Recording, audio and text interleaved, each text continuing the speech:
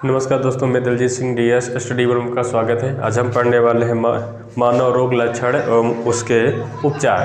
ठीक है, तो मानव रोग लक्षण और उसके उपचार है, तो यहाँ पे हमने 24 क्वेश्चंस लिखे हुए हैं। ठीक है, तो आप ध्यान से देखिएगा, हमने यहाँ पे सिर्फ 24 क्वेश्चन लिखे हुए हैं। कहीं ना कहीं पे ये किसी न किसी एग्जाम में आए हुए हैं और जितने इंपॉर्टेंट क्वेश्चन हैं वही हमने यहाँ पे लिखे हुए हैं। तो यार देखते हैं ध्यान से। अगर आप हमारे वीडियो को पहली बार देख रहे हैं तो हमारे चैनल को सब्सक्राइब कर लीजिएगा और हमारे वीडियो अगर आपको अच्छा लगे तो लाइक कर दीजिएगा।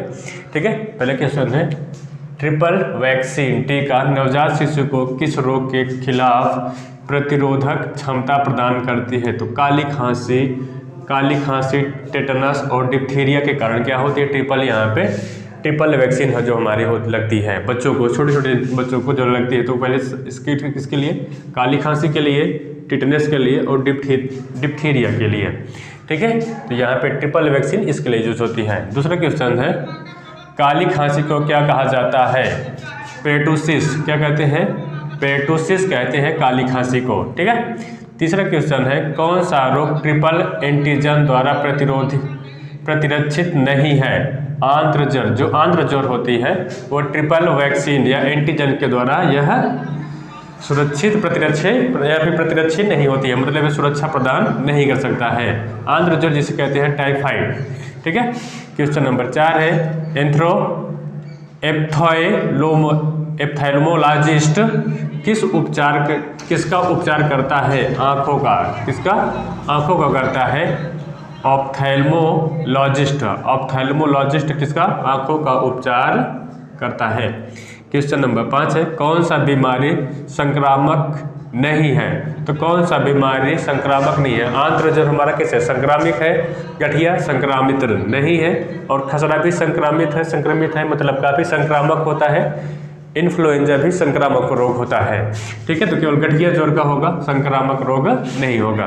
क्वेश्चन नंबर 6, कौन सा असंरचनीय रोग है? असंरचनीय रोग है तो मधुमेह, ये क्या होगा? असंरचनीय रोग होगा। ठीक है, क्वेश्चन नंबर 7, कौन सी बीमारी विषाणु जनित रोग है? तो खसरा, ऐसे एड्स और हैजा, ये सभी चीज़ें क्या होती है? विषाणु जनित होती है। ठीक है, और यहाँ पे ये विषाणु के द्वारा फैलती है। तो ऐसे कई रोग होते हैं यहाँ पे जो हमने यहाँ पे लिखा नहीं। एड्स भी होता है, खसरा भी होता है आपका, ये सब विषाणु जनित रोग होते हैं। क्वेश्चन नंबर 8, सामान्यतः चूहा पिस्सू से संक्रमित होता है तो हमें कौन सा रोग होगा? तो हमें कौन सा रोग होगा? प्लेग हो जाएगा। ठीक है, अगर चूहा पिस्सू रोग से ग्रसित है, ठीक है, चूहे में पूछ लेता है कभी कभी चूहे में कौन सा रोग होता है, तो चूहे में पिस्सू रोग होता है। ठीक है, तो अगर चूहा पिस्सू रोग से संक्रमित है तो हम लोगों में, मतलब अगर वो किसी चीज़ के माध्यम से हम लोग भी ग्रसित होते हैं तो हमारे अंदर कौन सा रोग होगा? प्लेग हो जाएगा। ठीक है, क्वेश्चन नंबर 9, इबोला है। इबोला किस देश का है? ये फैलता है तो पश्चिमी अफ्रीका में संक्रमित एक विषाणु रोग है। कैसे है ये? इबोला एक संक्रमित रोग है।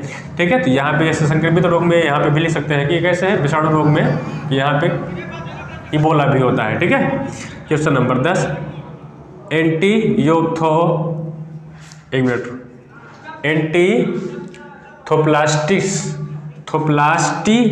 एंटीथोप्लास्टी से किस रोग का उपचार किया जाता है? तो हृदय रोग का। किसका? हृदय रोग का एंजीथोप्लास्टिक रोग से उपचार किया जाता है। किसका? हृदय रोग का।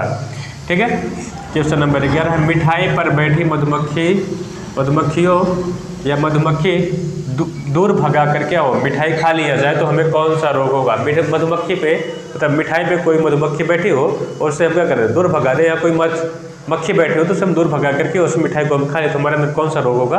वह हैजा रोग होगा। कौन सा? हैजा रोग हो जाएगा। ठीक है, क्वेश्चन नंबर 12 है, मलेरिया परजीवी का प्राथमिक परपोषी है। मलेरिया परजीवी का प्राथमिक परपोषी है तो मादा एनाफिलीज।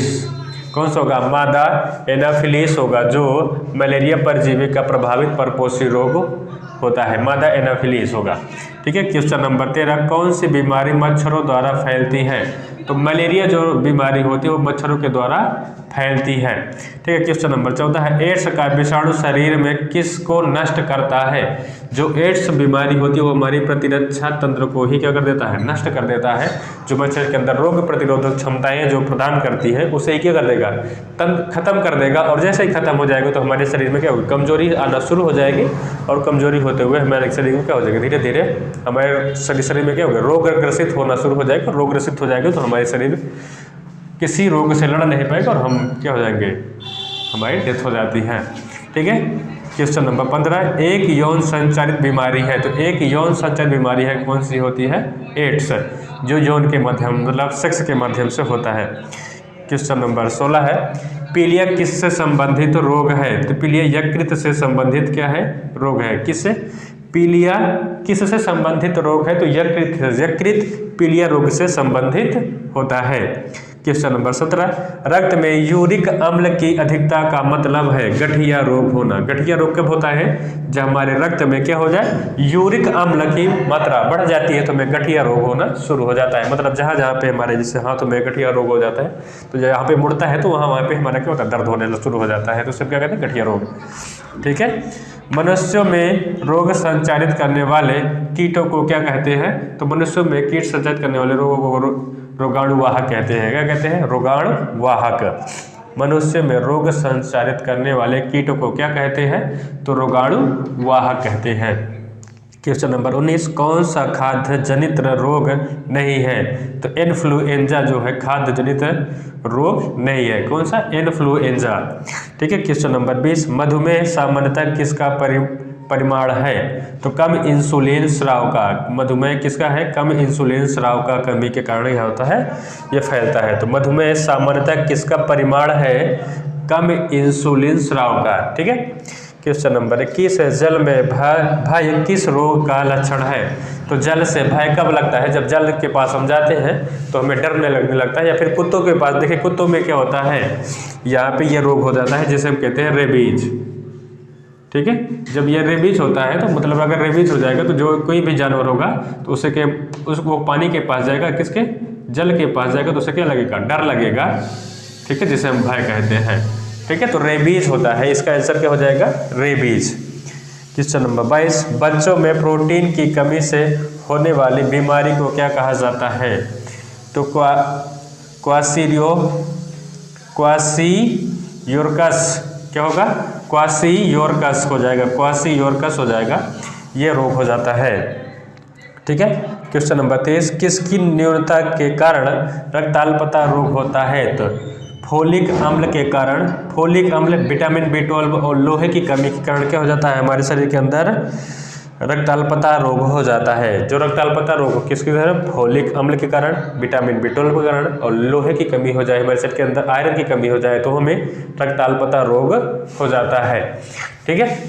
क्वेश्चन नंबर 24 है, डेंगू बुखार एक मच्छर जनित उष्णकटिबंध रोग है जो डेंगू विषाणु से होता है। इसे कहते हैं हड्डी तोड़ बुखार। हड्डी तोड़ बुखार कैसे कहते हैं?